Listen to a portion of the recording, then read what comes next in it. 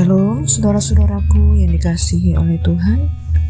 Senang sekali dapat berjumpa kembali bersama dengan saudara di dalam mendengarkan renungan firman Tuhan hari ini.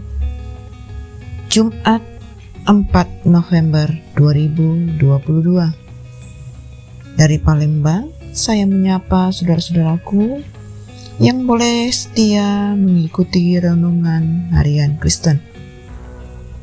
Saya percaya setiap kita dalam keadaan yang sehat, penuh sukacita, dan dalam damai sejahtera. Nah, saudara-saudaraku, mari kita persiapkan hati kita untuk mendengar kebenaran firman Tuhan. Kita satukan hati dan berdoa. Bapa kami yang di surga, dikuduskanlah nama-Mu. Datanglah kerajaan-Mu, menjadilah kehendak-Mu di dalam hidup kami, seperti di surga. Kami bersyukur ya Bapa, kalau saat ini kami kembali datang kepada Tuhan. Kami percaya bahwa Engkau melimpahkan karunia-Mu di dalam hidup kami, sehingga pribadi kami menjadi pribadi yang takut akan Tuhan, yang mengasihi Tuhan dengan sungguh-sungguh. Terima kasih Bapa, Engkau sungguh baik bagi setiap kami. Urapi kami, penuhi kami, sehingga cinta akan firman-Mu semakin dalam di dalam kami. Kami mau sungguh-sungguh mendengarkannya dan menjadikan firman-Mu sebagai pedoman dalam hidup kami. Terima kasih Bapa, kami serahkan kehidupan kami, pendengaran firman Tuhan pada hari ini hanya ke dalam tangan kasih-Mu. Di dalam nama Tuhan Yesus kami berdoa. Amin. Nah, saudara-saudaraku yang dikasihi Tuhan, kita akan mendengar kebenaran firman Tuhan yang berjudul Kendalikan Amarah. Firman Tuhan ini tertulis di dalam Amsal 29 ayat 1 sampai dengan 27. Saya akan membacakan firman Tuhan ini bagi kita semua. Saya akan membacakan dari ayat 1 sampai dengan 20. Siapa si tegang leher, walaupun telah mendapat teguran, akan sekonyong-konyong diremukkan, tanpa dapat dipulihkan lagi. Jika orang benar bertambah, bersukacitalah rakyat. Tetapi, jika orang fasik memerintah, berkeluh kesahlah rakyat. Orang yang mencintai hikmat menggembirakan ayahnya. Tetapi, siapa yang bergaul dengan pelacur memboroskan harta. Dengan keadilan seorang raja menegakkan negerinya, tetapi orang yang memungut banyak pajak meruntuhkannya. Orang yang mencilat sesamanya membentangkan jerat di depan kakinya. Orang yang jahat terjerat oleh pelanggarannya, tetapi orang benar akan bersorak dan bersukacita. Orang benar mengetahui hak orang lemah, tetapi orang fasik tidak mengertinya. Pencemooh mengacaukan kota, tetapi orang bijak meredakan amarah. Jika orang bijak berperkara dengan orang bodoh ini mengamuk dan tertawa, sehingga tak ada ketenangan. Orang yang haus akan darah membenci orang saleh, tetapi orang yang jujur mencari keselamatannya. Orang bebal melampiaskan seluruh amarahnya, tetapi orang bijak akhirnya meredakannya. Kalau pemerintah memperhatikan kebohongan, semua pegawainya menjadi fasik. Si miskin dan si penindas bertemu, dan Tuhan membuat mata kedua orang itu bersinar. Raja yang menghakimi orang lemah dengan adil, tahtanya tetap kokoh untuk selama-lamanya. Tongkat dan teguran mendatangkan hikmat, tetapi anak yang dibiarkan mempermalukan ibunya. Jika orang fasik bertambah pula pelanggaran, tetapi orang benar akan melihat keruntuhan mereka. Didiklah anakmu, maka ia akan memberikan ketentraman kepadamu. dan mendatangkan sukacita kepadamu. Bila tidak ada wahyu, menjadi liarlah rakyat. Berbahagialah orang yang berpegang kepada hukum.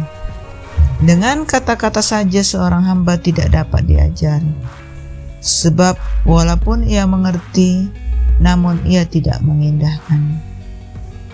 Kau lihat orang yang cepat kata-katanya. Harapan lebih banyak bagi orang bebal daripada bagi orang itu. Amin. Saudara-saudaraku yang dikasihi Tuhan, pada hari ini kita akan membahas tentang yang namanya kemarahan. Nah, kita percaya kebanyakan dari kita yang memutuskan untuk membaca renungan ini pasti adalah orang yang masih suka marah-marah dalam kesehariannya. Dan sebagai pertanyaan bagi kebanyakan orang saat ini adalah, apakah sebenarnya marah itu dosa? Untuk mendapatkan jawaban dari pertanyaan tersebut, kita harus terlebih dahulu membaca Alkitab yang demikian bunyinya. Apabila kamu menjadi marah, janganlah kamu berbuat dosa. Janganlah matahari terbenam sebelum padam amarahmu, dan janganlah beri kesempatan kepada iblis. Ternyata amarah sebenarnya bukanlah dosa, tetapi amarah dapat memacu orang untuk melakukan dosa. Justru sebenarnya normal bagi manusia untuk marah ketika apa yang dia kasihi disakiti. Jadi, marah sebenarnya merupakan sesuatu yang normal dan juga merupakan bukti akan cinta kita kepada sesuatu. Namun respon kita setelah kita merasa marah akan sangat menentukan apakah kita melakukan dosa atau tidak. Apakah kita balas memukul, ataukah kita tidak balas memukul? Apakah kita balas menghujat, ataukah kita memutuskan untuk menahan mulut kita? Apakah kita balas untuk membunuh, ataukah kita meminta ketenangan dari Tuhan? Beberapa orang ketika marah suka melakukan hal yang sangat mirip dengan hewan sigung. Ketika sigung diganggu dan merasa tidak senang, ia akan mengeluarkan bau yang sangat tidak sedap dan yang sangat luas area baunya. Ia seperti memastikan semuanya yang berada di dekatnya tahu bahwa dia sedang tidak senang.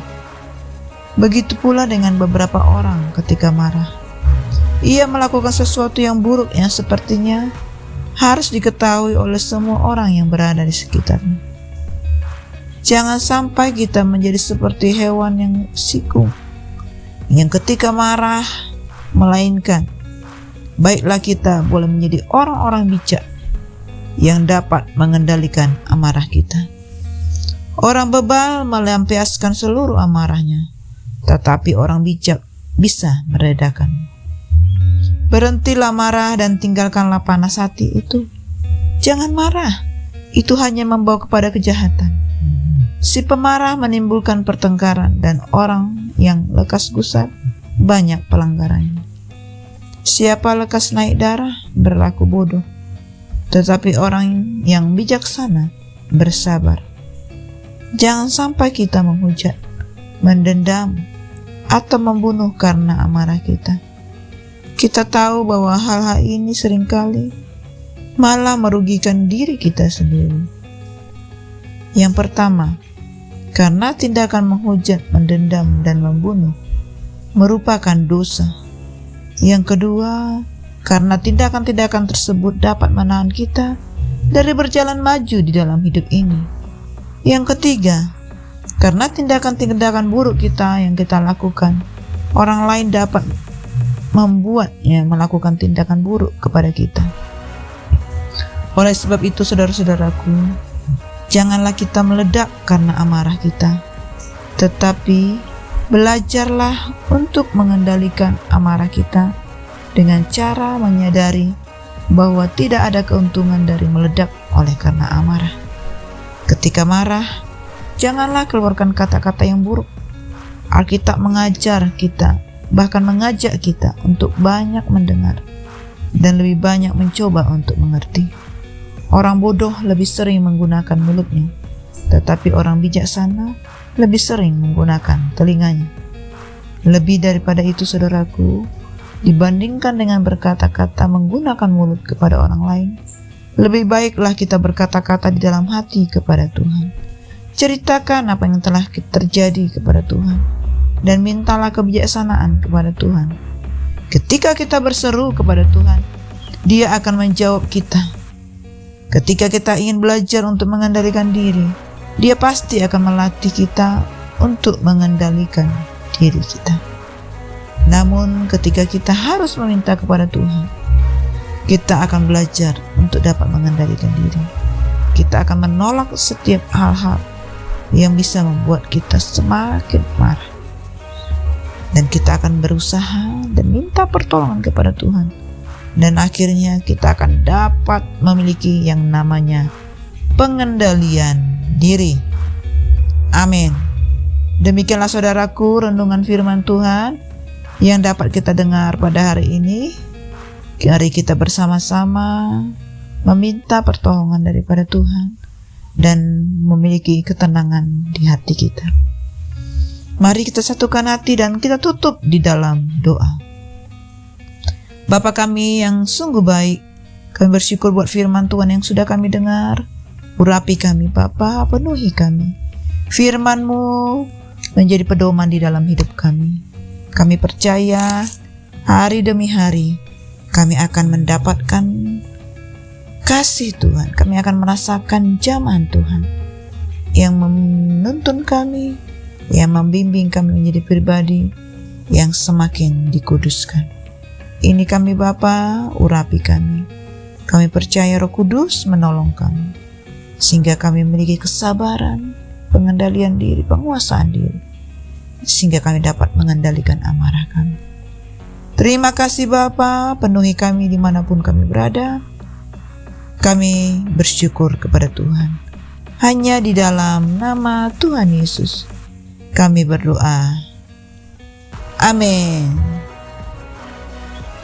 Semangat pagi saudaraku, semangat untuk dapat bekerja hari ini. Dan kita diberkati Tuhan di dalam segala hal. Haleluya. Amin.